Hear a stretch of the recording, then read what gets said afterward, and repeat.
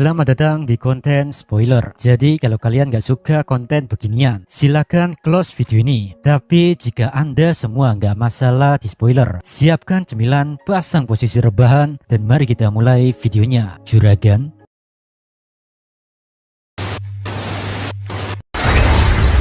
Kami kembali. Yari. Setelah adu tanding itu selesai, MC kita memberikan pujian yang tulus kepada seluruh muridnya dengan mengatakan bahwa mereka semua telah menjadi sangat kuat. Pujian ini sangat berarti bagi mereka dan berhasil meningkatkan kepercayaan diri anak-anak tersebut. Meskipun di sini semua murid sangat hebat, akan tetapi Alice mengakui dalam batinnya kalau Chloe tetaplah bintang atau yang paling menonjol di antara mereka semua. Namun suasana berubah dalam sekejap ketika Kenya dengan bangga mengakui kalau level kekuatan Chloe berada jauh di atas mereka semua. Ia mengatakan tidak takut jika Alice marah, tapi kalau kasusnya untuk Chloe, maka Kenya akan langsung berlutut. Sontak saat mendengar itu, Alice langsung murka dan dia langsung merangkul Kenya dari belakang hingga sulit bernafas. Kendati demikian, Rimuru memberikan kritik yang cukup tajam kepada Kenya. MC kita menilai kuda-kuda Kenya terlalu banyak gerakan yang tidak perlu dalam bertarung. Rimuru menyindir bahwa gaya bertarung Kenya terlihat seperti gaya bertarung dalam manga. Dengan menghela nafas berat, Hinata mengungkapkan keluh kesahnya. Dia mengatakan sebanyak apapun dia mengajari Kenya, tapi tetap saja Kenya terus melakukan pertarungan seperti di manga. Lalu terungkaplah semuanya kalau Kenya ternyata mempelajari kuda-kuda dan teknik tersebut langsung dari Masayuki. Mendengar hal itu, Rimuru menyadari kesalahan gaya bertarung Kenya memang berasal dari pengaruh Masayuki.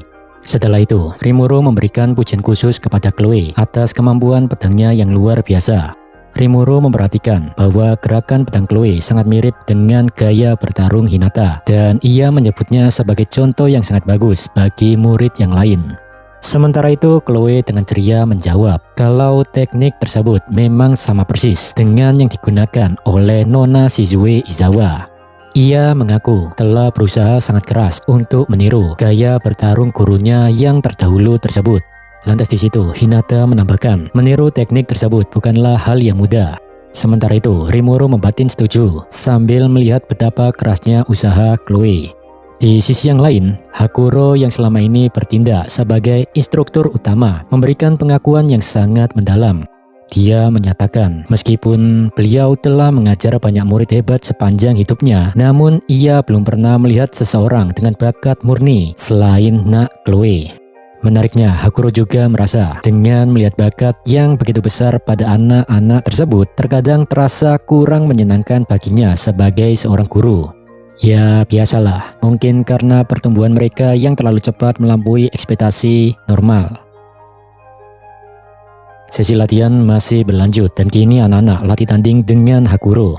Di situ Hinata mengingatkan walaupun anak-anak sudah sangat kuat, akan tetapi notabene mereka tetaplah bocil.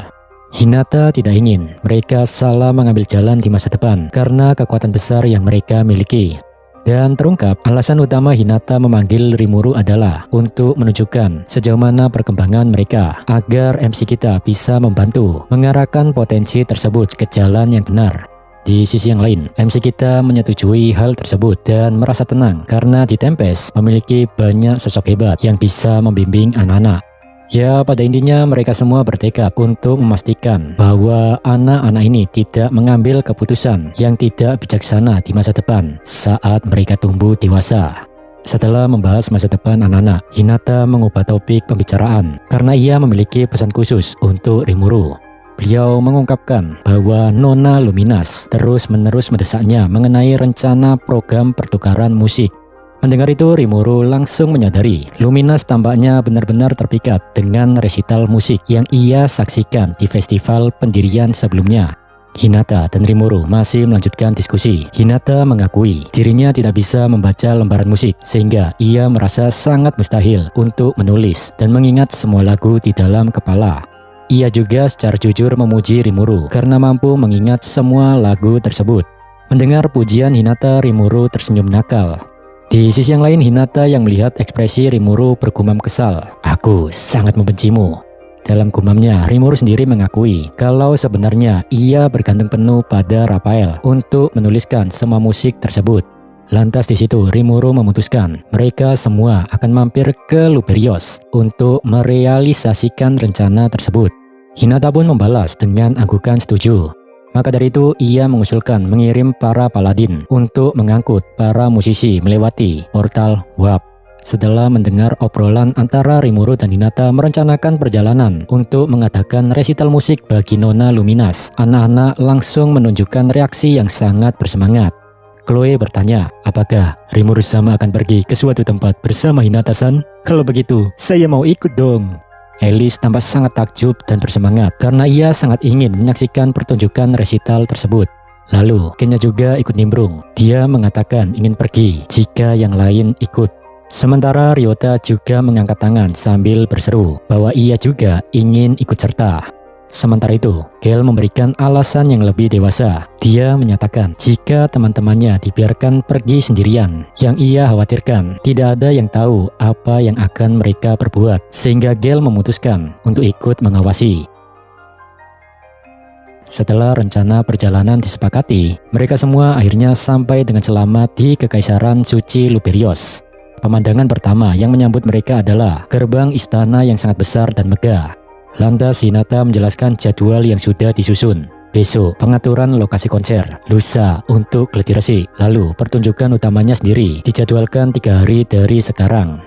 Hinata tampak sedikit cemas dengan waktu yang sangat singkat dan bertanya kepada Rimuru apakah jadwal tersebut sudah cukup bagus. Rimuru kemudian bertanya kepada Baton atau konduktor orkestra, apakah Geliti Resik yang hanya 1 hari bisa dilakukan. Dengan nada bingung, Baton meyakinkan Rimuru hal tersebut bisa dilakukan. Baton dan tim orkestranya menyatakan kesiapan penuh mereka. Mereka menegaskan kalau mereka tuh tidak pernah berhenti berlatih untuk acara penting seperti ini. Seluruh anggota orkestra berkomitmen untuk bekerja secara kompak demi memenuhi panggilan di Luberios. Mendengar semangat para musisi, Hinata percaya kalau mereka tampaknya cukup mampu untuk mengemban tugas tersebut. Dengan pemandangan kota Luberios yang indah dari ketinggian, disertai ucapan selamat datang dari Hinata, dia bilang, ya bagaimanapun, biar ku sambut kalian orang-orang Tempest di Kekaisaran Suci Luberios. Kemudian Baton diantar Rimuru untuk beristirahat. Sewaktu melihat fasilitas yang diberikan kepada mereka, Baton merasa sangat gugup dan tidak enak hati karena memang kamar penginapan mereka sangat mewah. Dengan wajah berkeringat karena cemas, ia bertanya kepada MC kita, Rimuru-sama, kami kan cuma penduduk Tempest biasa. Apa benar tidak apa-apa diberikan kamar seperti ini? Saat melihat kegugupan Baton atas kemewahan kamar yang telah diberikan, Rimuru berusaha menenangkannya dengan sikap santai yang menjadi ciri khasnya. Rimuru menyarankan agar Baton dan timnya menerima saja fasilitas tersebut sebagai bentuk karpet merah atau penghormatan dari tuan rumah. MC kita meyakinkan Baton bahwa perlakuan istimewa ini diberikan karena pihak Luberios sangat menantikan penampilan musik mereka. Selain kamar pribadi untuk masing-masing orang, Rimuru menjelaskan setiap kamar dilengkapi dengan pelayan yang siap membantu kebutuhan mereka. Sambil tersenyum, MC kita mengingatkan Baton agar tidak terlambat menghadiri pesta makan malam yang telah disiapkan. Setelah mengatakan itu, Rimuru meninggalkan Baton di kamarnya seorang diri. Sejenak, Baton duduk di kasurnya sambil bergumam pelan menirukan saran Rimuru. Terima saja katanya, Setelah beristirahat di kamarnya masing-masing, rombongan Tempest menghadiri pesta makan malam yang disiapkan oleh tuan rumah dengan tingkat kemewahan yang sangat gokil. Hidangan disajikan dalam bentuk rangkaian makanan seukuran gigitan yang diletakkan di atas sendok-sendok kecil yang sangat estetik. Awalnya, Kenya dan anak-anak yang lain merasa ragu dan mengira porsi sekecil itu tidak akan membuat mereka kenyang. Kenya bahkan sempat berkomentar saat mencicipi salah satu hidangan. Enak sih, tapi terlalu sedikit. Meskipun disajikan dalam porsi kecil, akan tetapi variasi hidangan yang ada di sana itu sangat banyak. Hal ini membuat mereka semua berakhir dengan perut kenyang dan anak-anak terlihat sangat puas. Setelah perjamuan makan malam yang memuaskan, Rimuru mengantarkan murid-murid ke kamar mereka, mengucapkan selamat malam dan berpesan agar mereka tidur dengan nyenyak. Di samping MC kita, Diablo bertanya mengenai rencana Rimuru selanjutnya dan menyebutkan bahwa gedung tersebut memiliki penthouse bar yang sangat menarik. Meskipun terdengar menggiurkan, Rimuru memutuskan untuk langsung kembali ke kamarnya saja untuk saat itu. Sesampainya di depan kamar, Sion memberitahu MC kita bahwa seorang pelayan menanyakan apakah ia membutuhkan layanan kamar tambahan yang kemudian disetujui oleh Rimuru. Dan ternyata pelayan yang menawarkan jasa tersebut kepada MC kita adalah Demon Lord Luminas itu sendiri. Ya, kalau begini, meskipun sebelumnya Rimuru berniat kembali ke kamar, namun pada akhirnya beliau berujung ke penthouse bar yang udah di booking full. Di sini MC kita tidak menyangka akan melihat Luminas Valentine muncul dengan mengenakan seragam pelayan. Dan otomatis suasana di bar menjadi tempat pertemuan para tokoh penting dari Kekaisaran Suci Luberios dan Tempest. Di situ Luminas Valentine memuji pengendalian diri Rimuru karena tidak membawa Veldora bersamanya ke Luberios. Rimuru sendiri membatin bahwa tanpa nasihat dari Raphael pun ia tahu membawa Veldora hanya akan memicu masalah besar. Oh ya, Luminas hadir didampingi oleh Gunther. Gunther di sini melayani mereka sebagai bartender. Selain itu, hadir pula sosok yang dijuluki Kaisar Suci, yakni Louis Valentine. Ketika Rimuru bertanya mengapa Hinata tidak ikut dipanggil, Louis menjelaskan kalau Hinata sebenarnya sudah diundang. Namun Hinata menolak hadir dengan alasan kurang tidur itu tidak baik untuk kesehatan kulitnya.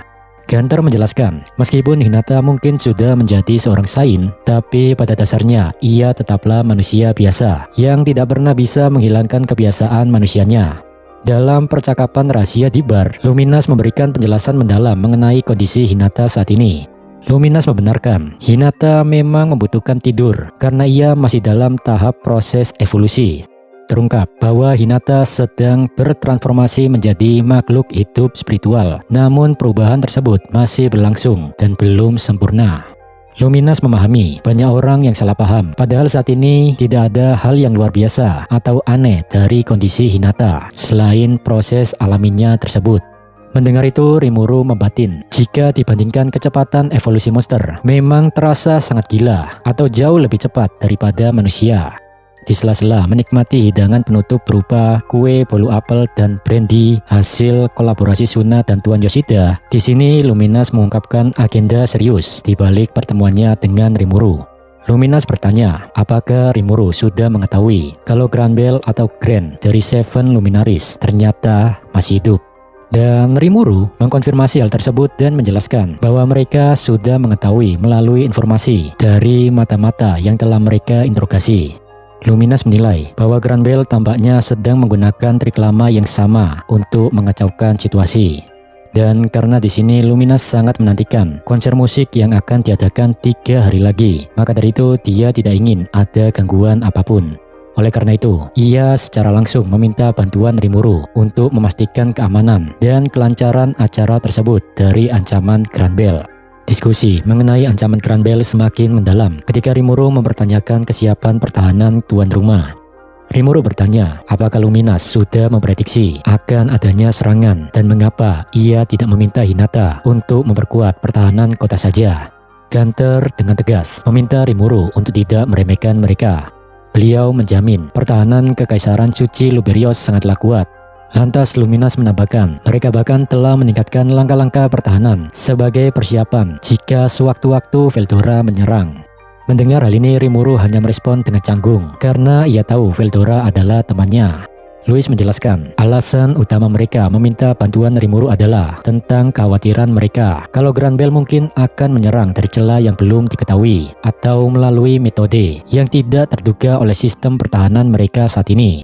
Louis di sini memberitahu MC kita kalau Luberios dulunya merupakan tempat persembunyian Granbell Russo. Dan karena Granbell memiliki wewenang yang hampir tidak terbatas selama bertahun-tahun sebagai pemimpin Seven Luminaries, maka bisa dipastikan Granbell telah membangun beberapa jalur rahasia di dalam kota. Gunther menjelaskan, Granbell adalah orang yang pernah melawan Nona Luminas di masa lalu. Dulunya si Granbell ini disebut pahlawan cahaya, dan berdasarkan pengalamannya sebagai pahlawan, Granbell pasti memiliki kemampuan yang luar biasa untuk menyembunyikan kehadirannya sepenuhnya, sehingga pihak Luberios tak bisa mendeteksinya. Mendengar penjelasan tersebut, Rimuru menyimpulkan ini adalah masalah yang melibatkan orang dalam yang mengenal medan tempur, sehingga wajar jika Luminas merasa khawatir akan adanya serangan dadakan. Suasana diskusi yang serius tiba-tiba berubah ketika Diablo memberikan komentarnya yang sangat tajam. Diablo menyebut seluruh situasi dan kekhawatiran pihak Luberios sebagai sesuatu yang sangat konyol. Diablo memperingatkan Louis dan Gunter agar tidak mengganggu Tuan Rimuru dengan hal-hal yang remeh. Contohnya saja seperti masalah Granbell Russo. Sontak saat mendengar ucapan kasar tersebut, Louis dan Gunter tampak terkejut sekaligus tersinggung. Luminas Valentine menanggapi kehadiran Diablo dengan sedikit mengejek, menyebutnya Noir, dan memuji secara sarkastik kemampuan Rimuru yang telah berhasil menjinakkan sosok iblis sekuat dia. Luminas mengaku masih sulit percaya meskipun sudah melihatnya sendiri. Dan tentu Diablo tersinggung. Dia menegaskan kalau dirinya tidak ingin dipanggil dengan nama lamanya, yakni Noir, karena dia telah memiliki nama luar biasa yang diberikan secara langsung oleh Tuan Rimuru. Tak mau situasi semakin runyam, Rimuru segera menyuruh Diablo untuk diam. Cukup Diablo, aku ini ingin membangun hubungan pertemanan dengan Luminas, dan aku ingin tetap begitu sampai seterusnya. Mendengar itu, Diablo segera meminta maaf atas kelakuannya setelah ditegur oleh MC kita. Di sisi yang lain, Luminas mengakui bahwa ucapan Diablo ada benarnya, dan mungkin ia salah karena telah membuat permintaan seperti ini. Namun, Luminas menegaskan ada alasan kuat mengapa ia memutuskan berbagi kekhawatiran ini dengan Rimuru. Luminas menjelaskan, Granbell adalah seorang pahlawan. Luminas mendeskripsikannya sebagai sosok yang menetas dari telur pahlawan, sehingga Granbell bisa disebut sebagai pahlawan sejati. Dan karena Granbell saat ini berada jauh dari jangkauan Luminas, ia mengaku bahkan dirinya sendiri tidak bisa menebak seberapa kuat Granbell sekarang. Di sisi yang lain, dalam perenungannya di bar, Rimuru mencoba memahami skala kekuatan seorang pahlawan sejati. Rimuru teringat bahwa salah satu dari para pahlawan tersebut adalah sosok yang telah menyegel Veldora di masa lalu. MC kita bertanya-tanya, seberapa kuat sebenarnya para pahlawan ini? Raphael pun memberikan laporan teknis mengenai proses evolusi manusia menjadi pahlawan, yang dimana sama seperti monster yang memiliki benih Raja Iblis atau Demon Lord Sith, dan dalam kasus manusia tertentu mereka memiliki telur pahlawan. Lalu mereka yang membawa telur pahlawan ini pada akhirnya bisa menjadi pahlawan sepenuhnya melalui proses kebangkitan, sehingga mereka bisa menjadi true hero atau pahlawan sejati yang merupakan tandingan langsung dari Raja Iblis sejati atau true Demon Lord. Luminas mengkonfirmasi kecurigaan Rimuru bahwa Granbell kemungkinan besar jauh lebih kuat daripada Hinata Sakaguchi saat ini. Bahkan menurutnya, Granbell jauh lebih kuat dibandingkan Carrion serta para Demon Lord dari generasi terdahulu. Terungkap di masa lalu, Luminas dan Granbell ini memiliki tujuan yang sama. Luminas bergerak untuk membawa Granbell di bawah pelindungannya agar bisa menjadikannya kartu as. Namun, sebelum Luminas sempat memanfaatkan kartu as tersebut, Granbell justru mengkhianatinya. Di sisi yang lain, Rimuru menduga pergerakan Granbell saat ini dipicu oleh tewasnya Mariabel yang kemudian dibenarkan oleh Louis dan Luminas. Luminas menceritakan hubungan rumitnya dengan Granbell yang mendasari tatanan dunia saat ini. Luminas mengaku telah melawan pria tua kepala batu, yakni Granbell, berkali-kali di masa lalu. Luminas terus bertarung sampai Granbell akhirnya mengerti bahwa Luminas ingin hidup berdampingan dengan manusia dan tak ada niatan memusnahkan mereka selamanya. Saat kesepakatan tercapai, perdamaian mulai menyebar di wilayah barat. Berbagai legion bersatu membentuk negara-negara kecil yang makmur, dan yang mengejutkan, Granbell sendiri secara rahasia mengajukan ide kepada negara-negara tersebut untuk membentuk Dewan Barat. Luminas mengungkap peran strategis yang dijalankan Granbell untuk menjaga stabilitas dunia, yang dimana Granbell secara aktif mengawasi ancaman-ancaman besar, termasuk dari Demon Lord Dagruel dan naga jahat Veldora. Dia juga bertugas mengawasi pergerakan iblis-iblis di wilayah utara demi keamanan wilayah barat.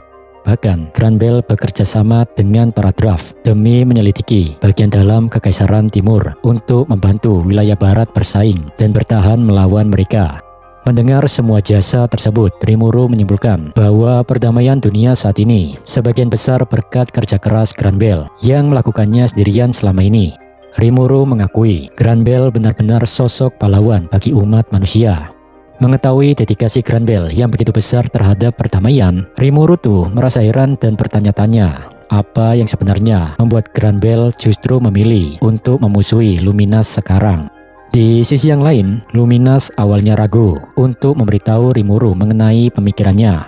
Namun Rimuru sudah bisa menebak bahwa ada sesuatu yang disembunyikan. Oleh karena itu, Luminas bertanya apakah Rimuru pernah mendengar nama Yuki Kakurazaka. Sontak saat mendengar itu, Rimuru segera menyadari kalau Yuki sedang sibuk bergerak di belakang layar. Itu adalah sebuah pengakuan yang menurut Luminas sangat membantu menghemat waktunya dalam menjelaskan. Luminas mengungkapkan Yuki telah menjalin kontak dengan Granbell yang bisa diartikan mereka berdua telah membuat perjanjian atau kontrak khusus di luar sepengetahuan pihak lain. Dari sini Rimuru memahami pergerakan Granbell ada sangkut pautnya dengan motivasi Yuki. Dan Luminas membenarkan hal itu. Luminas meyakini mereka berdua saat ini sedang menargetkan Rimuru dan kawan-kawan. Lantas, Shion secara mengejutkan menunjukkan ketajaman pemikirannya. Dia menyimpulkan bahwa Yuki Kakurazaka berniat menggunakan Granbell untuk melawan Rimuru. Tentu, ucapan itu membuat Rimuru kagum karena terkadang Shion bisa sangat tajam dalam memahami situasi politik yang rumit. Mendengar ancaman tersebut, Diablo tetap bersikap tenang dan cenderung meremehkan Shi.